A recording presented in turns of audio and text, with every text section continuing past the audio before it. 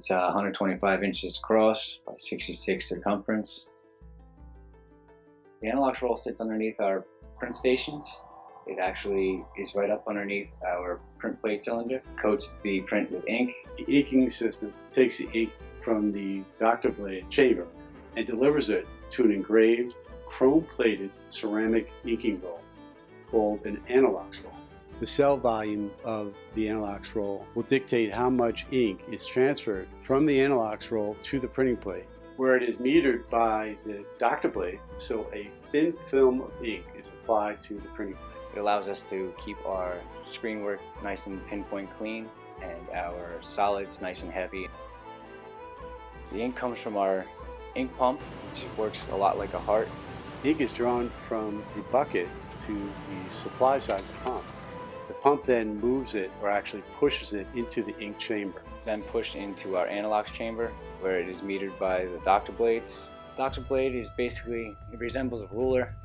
It's got one beveled sharp edge. It's installed into the ink chamber, leans up against our Analox roll, which actually meters the ink across the whole roll itself. And there, air bladders inflate and push the doctor blades up against the rotating Analox roll. The top blade is actually butted right up against the Analox roll so that it seals off the top, and the bottom blade is just millimeters off, and that's where the ink is metered into a thin film as it's applied to the print plate. Now, the doctor blades will wear over time and must be replaced at regular intervals. When they're replaced, they're bolted and shimmed so that they're perfectly calibrated for the Analox roll.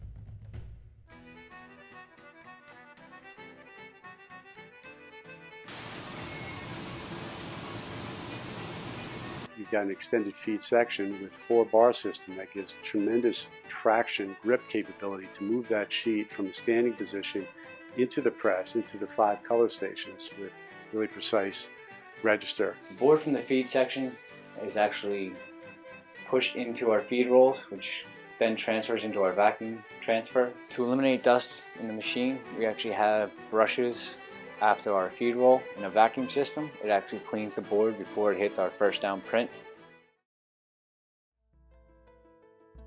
Anytime you apply ink to paper on press, it's important that that ink is totally set up and dry before it moves to the next color station. And this is where the infrared dryers do their magic. They dry the ink like that, and it's set up and doesn't track or smear, and that's even true on the glossy surfaces. The high holdout material, the liners that we invariably use for displays. Dryers actually also help us with die cutting. When die cut hits the display, it keeps it from rubbing the ink off. As for any dust particles floating through the air, the machine is actually a sealed chamber, allowing us to keep any residual dust floating in and ending up on our print plates. A tremendous vacuum system that carries the air, dust, debris away from the machine and into a chamber, filter chamber, that's actually a small room. There, the dust and debris is trapped, and the air, which is now free of particles, is released back into the workspace.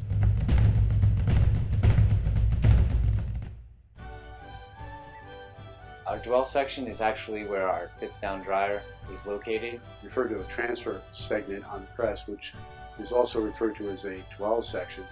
That's simply an area of the press that just past the color stations that allows extra time for that ink to dry. The slot section actually acts as a secondary transfer station between the prints and the die cut, allowing us to do straight line RSCs, half trays, half slots, to transfer from station to station instead of using pull rolls or pulleys. Some of the information may come through a little noisy, a little fuzzy, and we have to reach out and kind of grab by the neck and say, we need more information. We have a factory ticket. It gives us all of our specs, the amount of inks that we're using, the number of stations. We need to know exactly what you want, because that's exactly what we're going to produce. You need to hit this date for you, and we've got to meet the deadline for the retailer with all the displays looking absolutely the way they're supposed to look on the retail floor.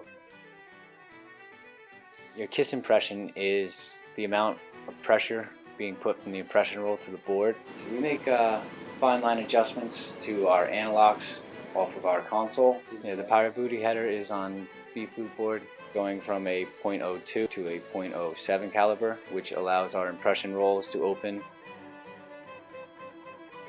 We can also adjust our registration within a 32nd of an inch. That is also done off the console. We can fine line side to side, front to back, make an impression adjustment, allowing the solid to cover over in between the flutes. We check our pH and viscosities of our inks, usually starting at 9.9 and stepping down as we go down the press in color stations. We're doing quality control on our displays, headers.